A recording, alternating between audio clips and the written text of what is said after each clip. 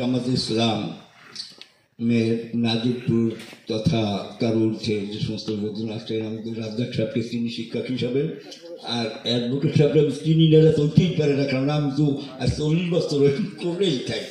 যাই হোক, তথাপিও আপনারা যে আসছেন, একটা জিনিস একটা মিনিট বলবো আমাদের মধ্যে, কারণ আমি বলি আজ পর্যন্ত এই কোনো হিন্দু এরিয়ায়, বিশেষ করে আমার গ্রামের কথা আমি বলি, কোনোদিন কোনো জামাত ইসলামের সভা হয় নাই। আজকে খুজিপের মানে মধ্যস্থতার যে কোনো প্রকারে জামাতের লোকজন আসছে। তবে এতদিনটা জানতাম জামাতে কিন্তু আমাদের কোনো লোকজনের কোনো বাদ নাই।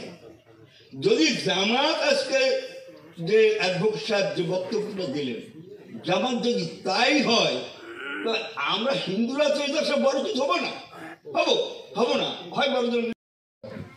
সেই সরকারের বেশিরভাগ কার্যক্রমগুলি পরিচালনা করেছেন আমাদের বিএনপি ভাইরা। আমরা আন্দোলন করে শেষে একটা বছর পেয়েছিলাম। আমাদের জামাত ইসলামী ক্ষমতায় গেলে হিন্দুরা তাদের ধর্মীয় অধিকার সকল স্বাধীনতা দিয়ে ভোগ করবে। আমরা প্রশাসন দিয়ে, দল দিয়ে, কর্মী দিয়ে আমরা সেটা পাহারা দেব। এটি হচ্ছে ইসলামের বিধান, এটি হচ্ছে জামাত ইসলামের আদর্শ। আপনাদের কাছে প্রমাণিত। আজকে সভার শ্রদ্ধাভাজন সভাপতি মহোদয়, মঞ্চে উপবিষ্ট জামাত ইসলামী বাংলাদেশের বিভিন্ন স্তরের নেতৃবৃন্দ, সামনে উপবিষ্ট অত্র এলাকার জনসাধারণ সহ করতে অনেক কিছুই। যাই হোক, সবটাই ভালো। আমাদের এখানে প্রাক্তন যে এমপি মহোদয় ছিলেন আল্লামা দেলাওয়ার হোসেন সাইদি সাহেব, তার একটা ভালো গ্রহণযোগ্যতা আমাদের এই হিন্দু কমিউনিটির ভিতরে ছিল। কি কারণে ছিল? কারণ আমরা সাধারণত হিন্দু কমিউনিটি জন্মলগ্ন থেকেই মনে হয় যেন আমাদের বোঝানো হয়। আচ্ছা বলেন, আমরা দীর্ঘদিন রাজনীতি করি।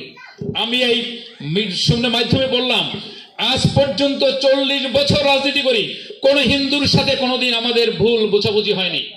সকল কাগজ কমপ্লিট করে দিয়েছেন, তারপর বলেছে আপনার কলেজ হবে, আপনার রাস্তা হবে, আপনার বিদ্যুৎ হবে। নিজের হাতে আমাকে নাস্তা মুখে নিয়ে দিয়েছেন।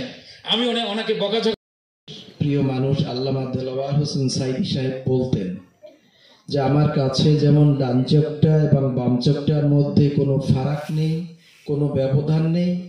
এদেশের হিন্দু এবং মুসলমানদেরকেও আমি আমার এই ডান এবং বাম চোখের মতন আপন মনে করি। কোনোটি আমার কাছে কাছের নয় কেউ, আর কেউ দূরে দেওয়া যায় না।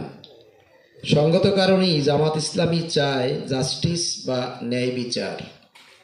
ন্যায় বিচার যদি প্রতিষ্ঠিত হয়, তাহলে এদেশের হিন্দুরাও শান্তিতে থাকবে, মুসলমানরাও শান্তিতে থাকবে। আপনারা অতীতে